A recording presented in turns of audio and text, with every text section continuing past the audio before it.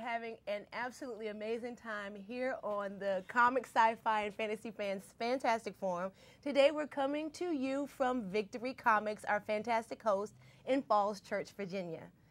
Today we're talking about sci-fi and fantasy literature, and it is an entertainment juggernaut. Whether you're talking about the characters who have made their way into pop culture, like your Bilbo Baggins, or recently your Katniss Everdeen, or you're talking about how adaptations, great adaptations like Blade Runner, or what's another one we can call Game of Thrones on television has been fantastic. And then there's also the way that sci-fi fantasy affects our social mores or cautions us, like Fahrenheit 451, or Scott Westerfeld's amazing YA thriller, Uglies. So basically, sci-fi fantasy has a huge part in how we're entertained. And to help me talk about that today, we have a great panel. We have Roberto Ortiz, Abigail Pritchard, and down there at the end is the amazing Drew Bittner. Hi, guys. Hi. Welcome. So tell me, why is sci-fi and fantasy such a great genre? My God, it's because you basically can talk about a broad variety of subjects without basically having to be limited on the reality of the present. You can actually talk about whatever you want. You're Flexible. magnifying, you're using the sci-fi elements or the fantasy to magnify a condition and show it at its most extreme, right? Abigail, how about you? Well, yeah, going off of that, Ursula K. Le Guin said that science fiction is not, in fact, predictive, it's descriptive. You take an element and you sort of either take it to an extreme or you change something, and the idea is it's a way to talk about something that you can't necessarily talk about directly. It's a way to display a perspective or, a choice or some element of that. And I think that, we've always looked to some idea that's larger than our current scenario, our current world, our current level of possibility, in order to look for something more that does exist here. For example, the way that space exploration has really come to mean the exploration of the human interior. Exactly. Or the way that the werewolf is a bestial form of our worst or most animalistic sides, right? Exactly. Yeah. A lot of dystopias take some element of modern society that is not necessarily detrimental yet, but could be detrimental when taken to extremes. Absolutely, with Scott Westerfeld's Uglies and Plastic Surgery. Well, Scott Westerfeld, actually, my favorite series of his is the Leviathan series, which goes It's back steampunk. instead. Yes. Yeah. Well, they did it because, of course, part of it is steampunk and, people riding around in the machines, but then they also sort of went the other way and also did a lot of sort of Darwinism elements, manipulating biological specimens. And so it sort of looks at something from two different extremes, neither of which you're entirely comfortable with reading the book. But because they put it in the historical context of World War I, you get to play with that in a very dramatic way. It gives you some distance from Exactly. it as well. Yeah. Drew, what about you? Why is it so important to you? I think that in science fiction you can do or say anything. There's no limit on budget. There's no limit on cast. As far back as E. Doc Smith, writing in the 1930s with the Lensman, he was having a war where the two sides were throwing planets at each other. There's no bigger scale, there's no bigger scope than you can get in a sci-fi story. You can also go extremely small. Fantastic Voyage is miniaturizing a submarine and injecting it into a human body, and it's a wonderful story. It teaches an awful lot about basic biology. So the thing about science fiction is you can really do anything with it, and over time everything has been done. You've had the utopian era, you had the anti-utopian, dystopian era, you had everything from the forefathers of science fiction, guys like H.G. Wells and Jules Verne, who were writing about adventure and exploration and finding finding new worlds, literally. They weren't writing really so much about the human condition as they were just writing adventure stories. And they were predicting a lot of things as well. I mean, they didn't mean to, but some of them, they certainly were predicting a lot of things. Well, now, here's the big question. And Drew, we'll start off back with you and come back this way. What book made you a believer? Ooh, wow. Probably when I was a kid, reading things like I, Robot by Isaac Asimov.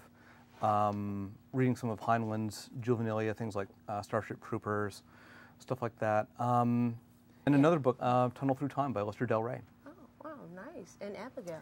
I think the first books that I was completely passionate about was Tamara Pierce's Alana books and the rest of her Tortall series, which is, see, she's reacting. Every girl knows who Tamara Pierce is, and no guys. Because this is a woman who is notorious for writing these strong, dynamic female characters at the center of high fantasy stories, which, you know, it was rare enough that, you know, she really sort of cornered that market for herself.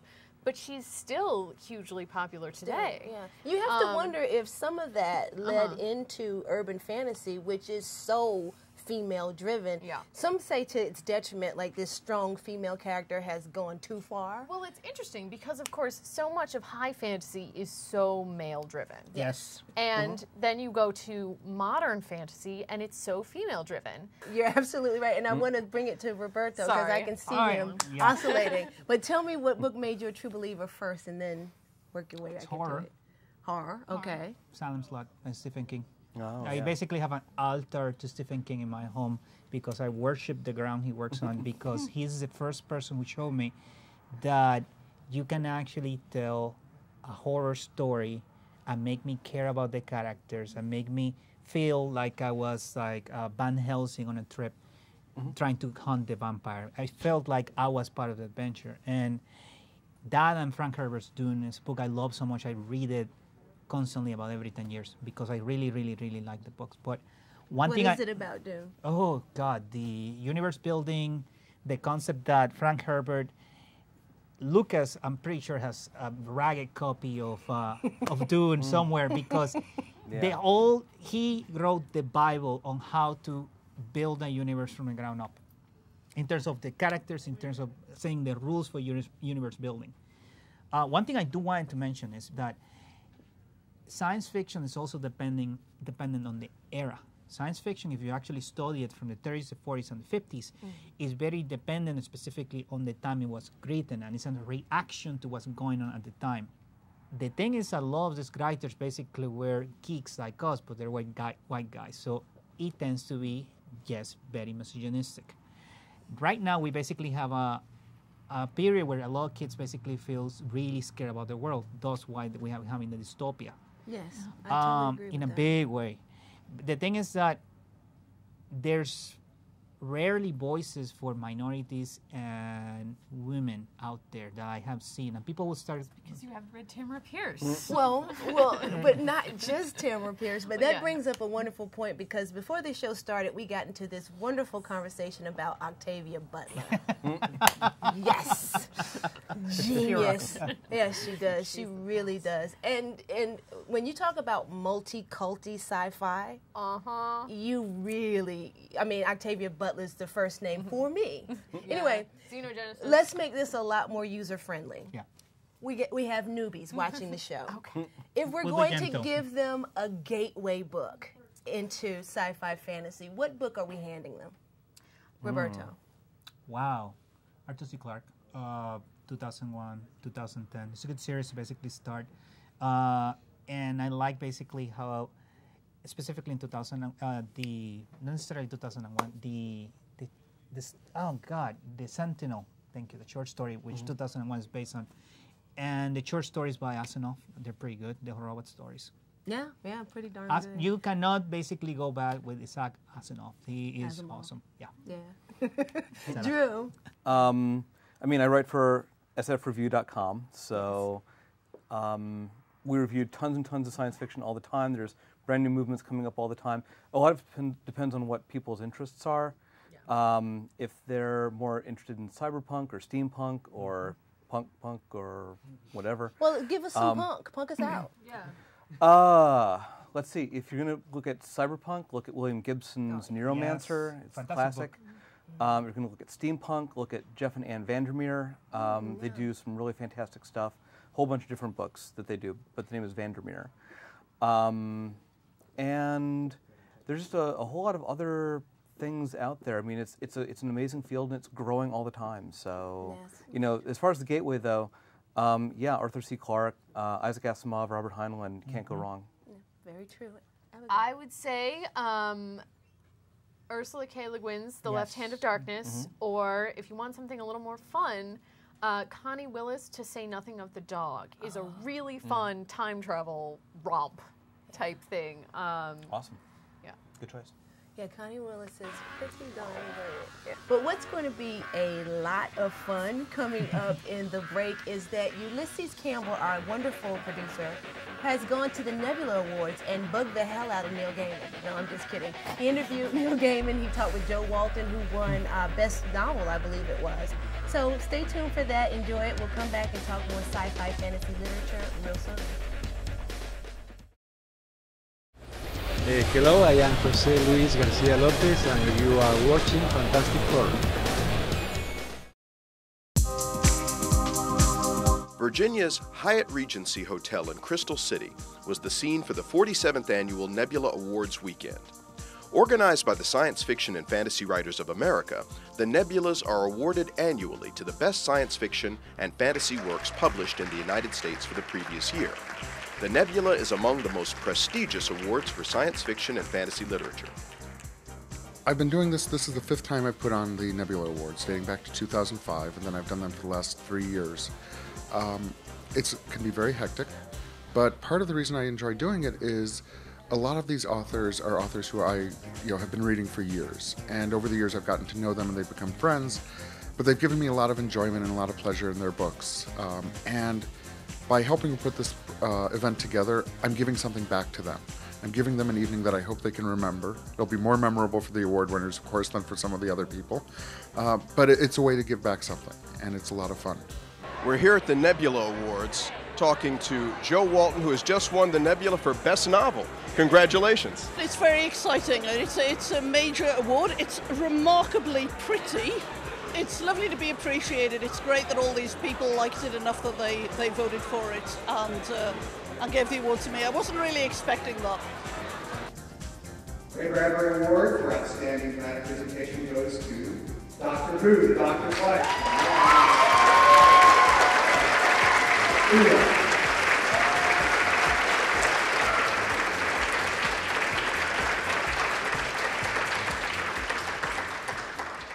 We're here at the Nebula Awards talking to Neil Gaiman.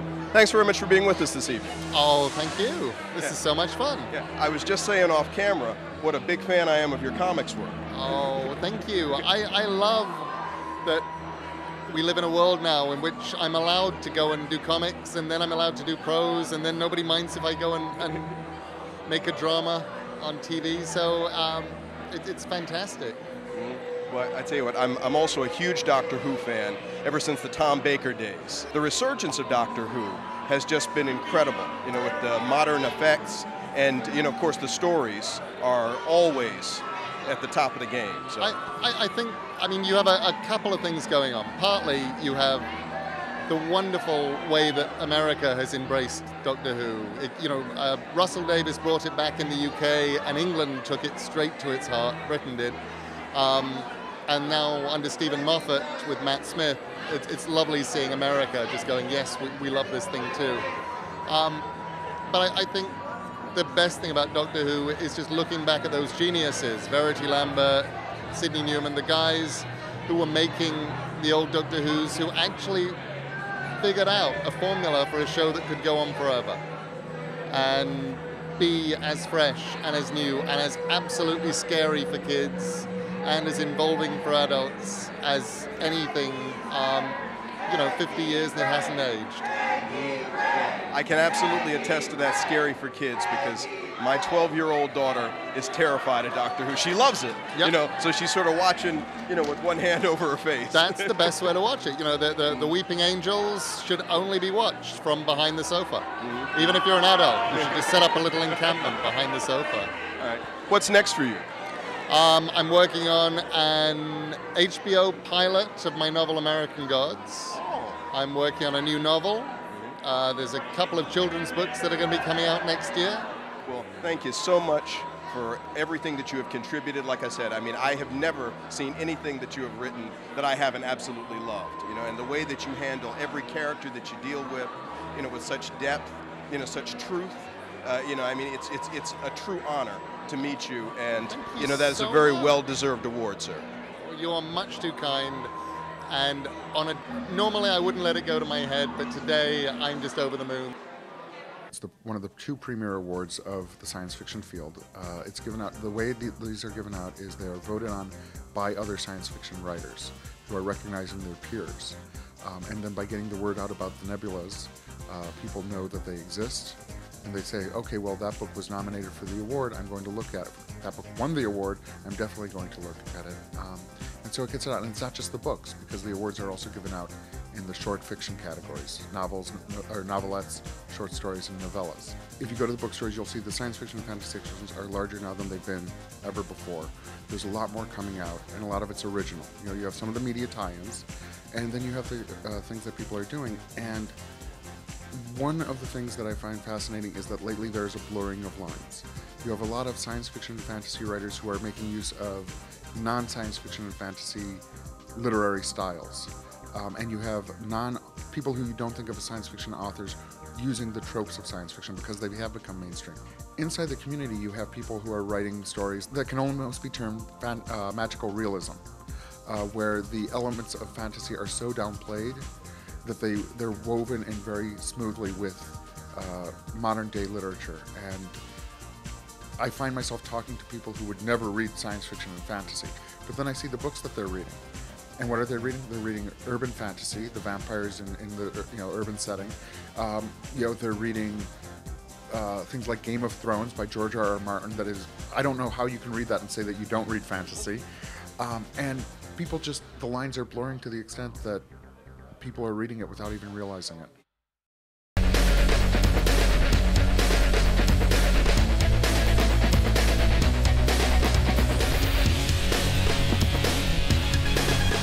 We're going to talk about sci-fi fantasy literature. In this segment, we're going to get into our favorite adaptations, or maybe not our favorites, but we're going to talk adaptations, and I'm going to throw it to my good friend Drew Bittner first. Okay. If we're stretching the term science fiction a little bit, I really liked The Hobbit. I thought that was really great. Fantasy, yeah. World War Z. Oh, yeah, World War Z you've been coming up. looking forward to that for a while. Ender's Game. Okay. I don't know whether it's going to be good or a catastrophe. The ideas they have shown so far are not bad. They've got a few things that look really solid. On the other hand, I guess I'm a little hesitant. Although half of that is just because, of course, Orson Scott Card went crazy, so it's probably, I'm worried about the... And Roberto. Easy. But I'm going to go way back. Yes, it is of preservation in a big way. Let's go back to George Pal, Time Machine, 1950s, fantastic adaptation. 20,000 Leagues Under the Sea by Jules Verne. Yeah. The Disney version is so freaking iconic. The thing Disney captured so well in that version is that, forget about steampunk and things like that, they understood to the core the character of Nemo, and they understood to the core how important the Nautilus has to be as a character. And on that note, we cannot talk about adaptations without talking about Philip K. Dick, who has fed sci-fi in the movies for the last 10 years. Yeah. And to me, I'm always talking about it, but it's just because it's so good. Blade Runner, Do Androids Dream of Electric Sheep is so good. But the story sci-fi American Gods, too. Oh, they're doing yes. American Gods on HBO. HBO. That should be amazing. That'll be good. And now hopping a little bit forward, writers that you've adored over the last 5-10 years, people who are really standouts in the genre. Easy. Okay, Roberto. Neil Gaiman. Oh, yeah. Yeah, we don't even need to talk about that. Yeah. Standard response. Yeah, it's easy one. I can talk about it. China Mayville is getting accolades basically every time he sneezes. Yeah. Was it like 4 Hugos in a row? China Mayville. Yeah. Wow. Something like that. And he's a very talented writer, and he has really great ideas for stories. He doesn't really sort of bring you in quite as much, I think, because he's so talented as a writer and he's so stylized, so that you can't sort of forget that you're reading. He's going to make sure you notice what you're reading. And using a dictionary. Well, that too, not as I have a weird vocabulary. Let's see. I'd say Simon R. Green, because he writes all kinds of genre mashup stuff, publishing tons and tons of things. Amazing writer. Let's see, who else? But fantasy has taken over in modern time. Yeah. We're not getting as much science fiction. I mean, you mentioned Connie Willis earlier. Yeah. And I have Elia Dawn Johnson is coming out with a book called The Summer Prince in this March, and that's an amazing futuristic science fiction story that takes place in Brazil. And that's a really amazing, and it's a YA story, so it's accessible to that market in certain ways, but it's really well written, and I think it's something that we haven't seen very much before, but I do think it's a really engaging story. We'll have to look for that one. Roberto, should I be ashamed to admit that I like reading The Hunger Games? No. No, you can be. If you want Everybody to likes talk about Feel that. empowered. except her. I'm not the only one that wall banged it. No, not at all. I mean, I think the interesting thing about the Hunger Games is, to most people who are very familiar with fantasy and science fiction, it was not anything new. They like to call it Battle Royale. Yeah. Well, Well, yeah. I think that the comparison with Battle Royale is very superficial. I think it's just, the whole kids killing each other. I think it reaches much further than that. For districts, example, to the Greek mythology, the legend of the Minotaur.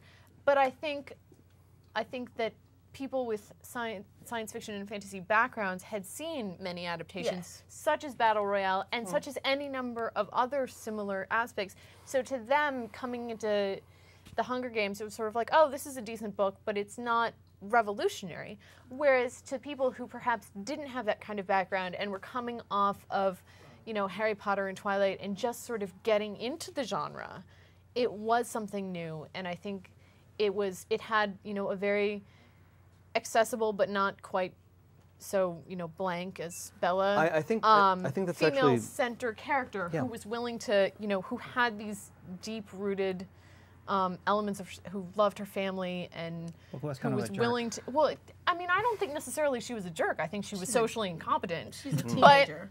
Exactly, she's a teenager. So I think that was new to them, and it sort of dipped into the market at the right time and in the right place. Well, Drew, so it could turn into something widespread for people who didn't have that background, but people who did have that background also appreciated it, maybe not on quite as deep a level, but simply because that was their wheelhouse. Okay, well, what was your thought, Drew? I was going to say that I think that's a lot of the appeal of something like Hunger Games is it's a mixing and matching of things that feel familiar, feel well established, that are comfortable to the reader. Nothing particularly challenging or earth-shattering or brand new. Super comforted by children murdering each other. Well, but the thing is, you've seen, but you've seen things like that before. So it's nothing totally out of But same with J.K. Rowling and Harry Potter. I mean, it's a mashup of a lot of different kinds of fiction that are all put together into one. It's all these. It's a little pieces. rolled out. It's a little Neil all Gaiman. the little it's a little toys Tolkien. and candies and wands. Well, to be all this fair, stuff. but one thing that I will defend Rowling, it's basically is You don't that. have to defend her. You don't have But to defend her. No, she's a really good writer. Stephen King said so. Yeah.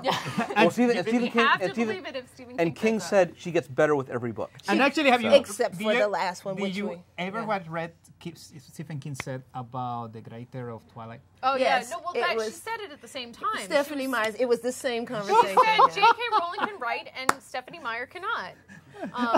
And Stephanie Myers said, I can write checks. And, Stephanie Myers laughed all the way to the bank. Well, So. it's hard to laugh at Stephen King all the way I to the know, bank. but I'm Stephanie sorry. Myers can write $1 million check and not miss it. So, you know. Yeah. Okay. None of them There's- can miss it. All of them can there's write that. those checks There's to me. that. Okay, But- I wanted to. Oh, go ahead, Drew. I was going to say, I think we need to talk about trends in science fiction, too. Well, I mean, I think we've covered them. We talked about dystopia, steampunk. Yeah, but what else? I think utopian fiction is going to come around again. You think I utopian's going to come back? Optimistic, upbeat, forward-looking. Yeah, because happy Brave fiction. New World, that really ended well. No. I'm just going to say that I really think that optimistic, hopeful fiction is going to come back around because there's going to be a market for it. And so I you meant near optimistic future, as opposed to utopian, I because think normally utopias are not that utopian. Well, Brave New World is not a utopian book. It's a dystopian book. It's not utopian at all. This is the most fun you can have late night at the comic book store. But we know it's okay, it's and now not. I'm going to take back over. Okay. Welcome. We love you, Sherin. I'm sure. I only wish you knew my name. So, Oh my God! Okay, going back topic. So going back on topic, utopian would be very interesting. I also think that near future sci-fi adventure is going to make a comeback because we haven't seen it for a while. That kind of adventure. Why do you think Disney was so gung-ho about buying Star Wars? And the thing I'm getting from Disney is that they're going to go back to not the last movies, and forget what you feel about them. I like them, whatever. But the original movies, if you see them from the point of view of they're very optimistic about the point of change, of basically changing the machine. And they are very smart people, and they probably sense that there's a hunger for change. A small group of people making a significant change. And I agree with you. There's going to be, there's a market, there's a hunger for optimism, because optimism basically is the ultimate act of defiance. And a lot of kids basically have been told horrible things, and you know what? They need the optimism. You have no future, so. Right. We've got 1 minute left, and I'm going to take a part of that. We each want to very quickly are going to mention our favorites of the last year. I'm going to tell you guys about 3 Parts Dead by Max Gladstone. Amazing book. It's almost like the mashup of a sci-fi, a fantasy, and a legal thriller into one book. Fantastic. Female person of color lead on the cover with a great Chris McGrath cover. Read it. Roberto. Hunger Games. Okay. Abigail. I'm going to stick with The Summer Prince, and I also just finished Night Circus by Aaron Morgenstern, and that was an amazing book. I've heard nothing but good things. So fabulous. Drew. Awesome. I'll say Cold Days by Jim Butcher. Cold Days. All right, another Dresden book. The latest one, Yeah. Awesome. So there you have it. We have rambled and argued and been featured on the Abigail show. That was just a loving little poke there, because we love Abigail. And we should basically... And we also, and we love Hokusai, her fantastic Hokusai tights. We also love Victory Comics here in Falls Church, Virginia. And on that note, we're going to give you the 2 fingers for peace, not the British one. Love you. Bye-bye. Victory! Victory! Victory! Victory!